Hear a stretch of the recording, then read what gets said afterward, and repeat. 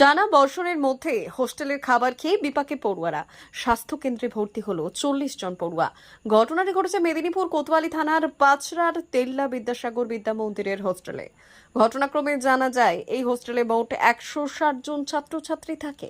পড়ুয়াদের অভিযোগের ভিত্তিতে জানা গেছে গত বৃহস্পতিবার রাতে যখন তাদের হোস্টেল কর্তৃপক্ষ খাবার দেয় তখনই খাবারে টক গন্ধ ছাড়ে।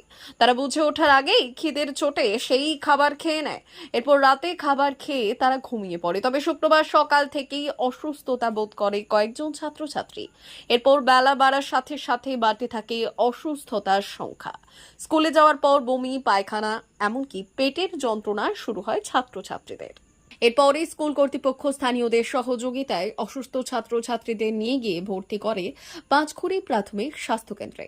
যদিও বর্তমানে এখানে ভর্তি রয়েছেন প্রায় 40 জন ছাত্রছাত্রী। এই ঘটনা নিয়ে চাঞ্চল্য ছড়িয়েছে সংশ্লিষ্ট হোস্টেলের মধ্যে। যদিও এই ঘটনায় ক্ষোভ প্রকাশ করেছে ছাত্রছাত্রীদের অভিভাবকেরা।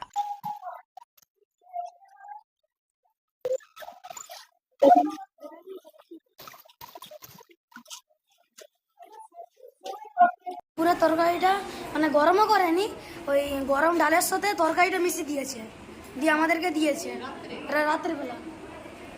কখন অসুস্থ মনে করলে? সকালবেলা বারবার বাথরুম গেছিলাম, দিয়ে পেট যন্ত্রণা, মাথা যন্ত্রণা হচ্ছে ক্লাসে প্রচুর। তারপরে বুঝতে পারলাম, দিয়ে আবার আমাদের হোস্টেলের ম্যাডাম বলছে।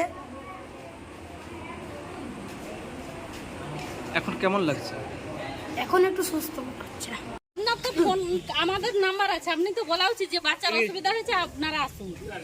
অসুবিধা হয়েছে আপনাকে গার্জেনকে খবর দিতে হবে। আপনি যেহেতু স্কুল সরকারের সব কিছু গতকাল রাত্রে খাওয়ার পর থেকে আজ সকালে এখানে হচ্ছে 2 জনের, তারপরে স্কুল চলাকালীন আবার 2 জনের হচ্ছে, সঙ্গে সঙ্গে 160 জন বাচ্চা থাকে, তার মধ্যে 40 জনের অসুস্থতা হয়েছিল। তার মধ্যে এখন ওই 6-7 জনের একটু জ্বর আছে, বাকি সবাইকে প্রাথমিক চিকিৎসার পরে ছেড়ে দেওয়া হচ্ছে।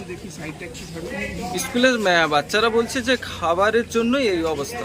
হ্যাঁ, সেটা দুপুরের খাবার নাকি রাত্রে খাওয়ানো হয়েছে, সেটা বলছে, সেটা দেখতে হবে কী হয়েছে। আমি তো আজকে শুনছিলাম না, আমার ব্লকে কাজ ছিল, আমি খোঁজ খবর নিয়ে। D news, Panchra.